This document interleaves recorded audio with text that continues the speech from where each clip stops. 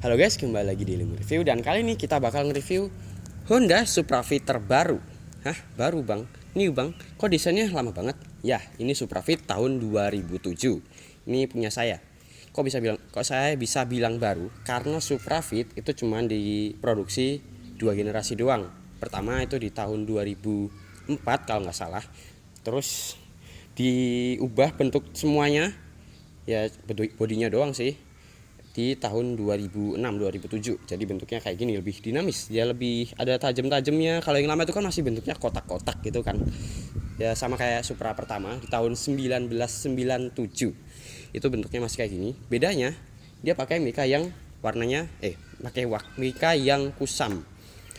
Yang masih kotak-kotak itu masih garis-garis itu loh, kayak motor-motor zaman dulu, kendaraan dari zaman dulu biasanya kayak gitu juga mika lampunya. Dan di tahun 98 itu keluar Supra X.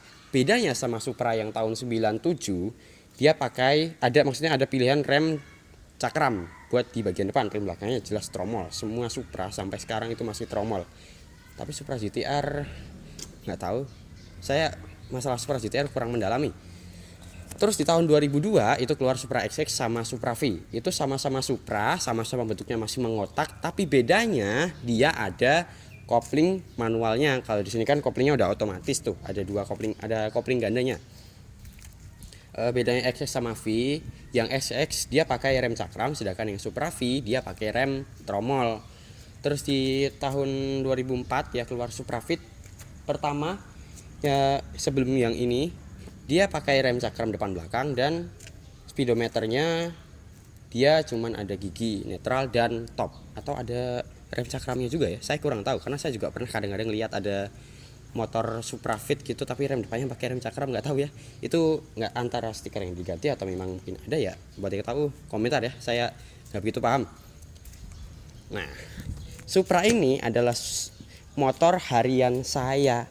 Jadi di zaman-zaman sekarang anak udah pada pakai Vario, Beat, halo kayak Beat, terus Aerox, NMAX, dan KLX atau Verza, maksud saya CRF. Ya saya masih setia sama motor kesayangan saya ini, yaitu Honda Supra Fit.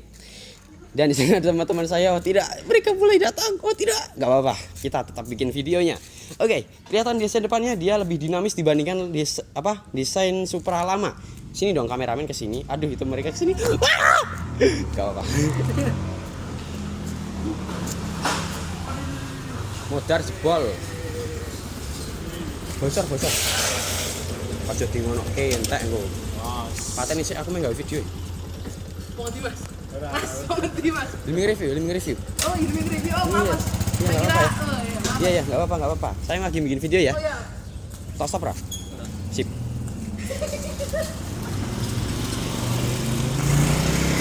Dadah. Oke, balik lagi. Kelihatan desain Supra yang baru ini, maksudnya Supra Fit yang baru, dia bentuknya set gitu ya. Ada ya pokoknya gimana ya? Elegan gitu. Fokus ya. Terus lampu sennya dibentuk kayak gini. Ini kalau dilihat-lihat mirip kayak lampunya Civic FD. Terus bentuknya ya biasa banget sih sebenarnya, kayak bener-bener literally motor bapak-bapak. Dan di sini ini ada lampu tambahan, saya nambah ini ada videonya. Dia 30 watt dan dia lampunya terang banget dibanding sama lampu utamanya. Terus yang depannya dia pakai rem tromol buat Supra saya ini. Jadi Supra itu ada 3 tipe, ada Fit S, Fit X, dan Supra Fit tipe R. Kalau Fit S itu mirip kayak punya saya, tapi punya saya itu Supra Fit, bukan Fit S. Jadi Fit S itu ada sendirinya, cuman dia kelasnya sama kayak Fit S. Dia pakai rem tromol depan belakang, terus bla bla bla sama aja. 1 2 3 indikator gigi ada 1 2 3 4. Ada netral juga. Terus yang yang Fit X dia sama aja semuanya, cuma bedanya pakai rem cakram. Terus yang Supra R dia pakai velg yang racing atau bentuknya kayak di Supra X yang baru, atau yang ya Supra X tahun 2008 ke atas gitulah, bukan jari-jari pokoknya. Terus di sini dia ada giginya buat pindah-pindah gigi, dia 1 2 3 4 netral, 1 2 3 4 yang dipanggil sebagai rotary. Jadi kalau misal kondisi motor berhenti, dia bisa ke netral dari gigi 4. Ini standarnya ada kawat-kawatnya nih, saya tambahin sendiri biar karena dia sininya tuh udah habis di sini di bagian sandarannya. Jadi saya kasih kawat biar nggak tambah habis, nggak tambah aus. Ini juga udah aus nih. Nah, kayak motor-motor lain juga biasa gini sih. Terus di sini desain tulisannya, keren sekali. Oh iya, saya lupa. Saya kenapa tadi berhenti sampai Supra mana tadi? Supra Fit ya. Tahun 2006 dia keluar Supra X125. Dia pakai karburator. Tapi tahun 2007 keluar ini, tahun 2008 itu keluar yang Supra X125 lagi tapi ada pilihan injeksi sama karburator. Terus tahun 2014 keluar injeksinya doang. Di panel instrumennya, maksudnya di speedometernya dia ada speedonya, ada indikator giginya, ada lampu reading kanan kiri, ada jarum bensin, netral dan lampu jauh. Ada logo Hondanya dan ini top speednya bisa 120 kalau jalan turun.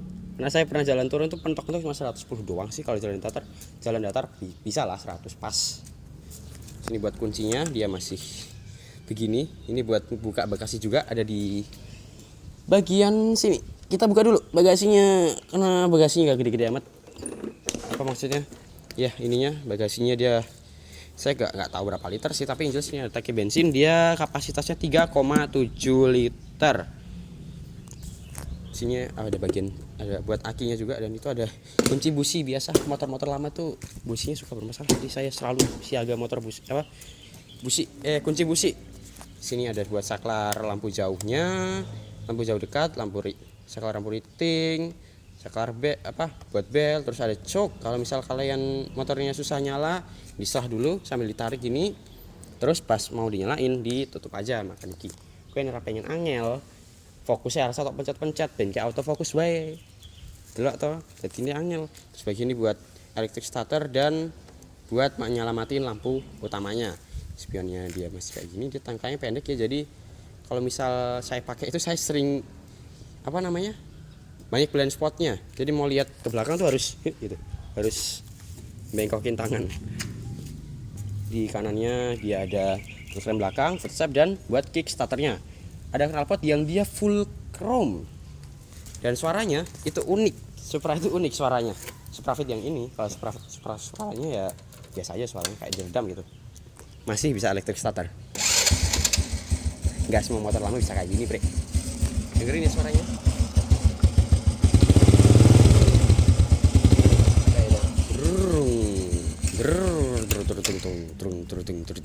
Ya bukan apa suara brong sih, itu suara brong. Sini ada buat tambahannya, dia penjepit-jepit gini buat naruh-naruh barang lah, jepit-jepit jas hujan. Terus mesinnya dia pakai C-series C100 sama kayak mesin yang dipakai di Supra lama. Dia tenaganya 7,3 PS dan torsinya 7,2 Nm.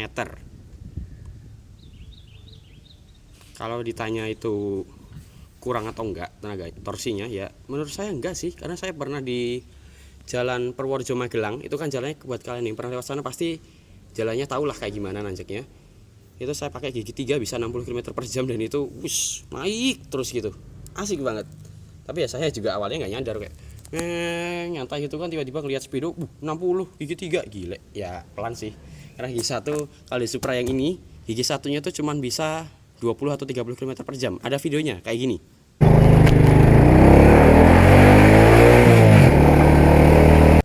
Nah, itu video yang waktu saya lagi solo touring ke daerah Selo sama ke daerah Telomoyo. Nah, beda sama 125. Kalau 125 tuh kecepatan main kenceng tuh. Gigi 1 bisa 40 km/jam dan itu pun masih belum mentok. Bisa sampai 50 bahkan 60 km/jam. Tapi jangan sampai 60 km/jam karena seal clapnya bisa aja rusak, bisa aja bocor. Itu nggak bagus.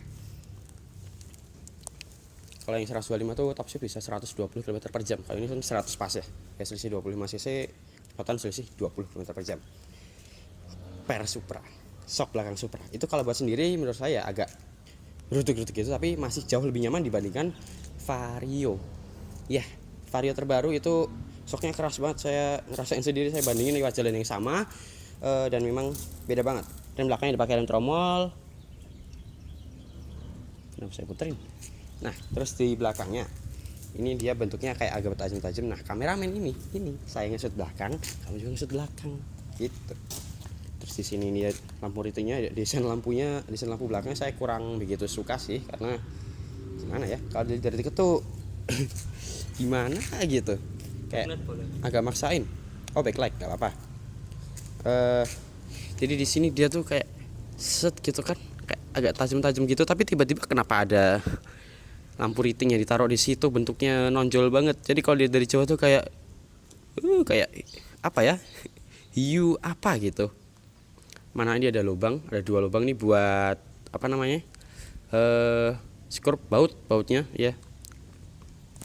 Kalau dari belakang agak jauhan nggak better sih, tetap jelek. Tapi BTW setidaknya at least sih, lebih tepatnya spakbornya masih lurus dari tahun 2007 kemarin. Beda sama udah nggak usah dibahas. Oke, apalagi ya di sini? Oh, buat kalian nanya, kalau saya touring dari Jogja ke Selo ke Telomoyo, itu saya lewat Klaten.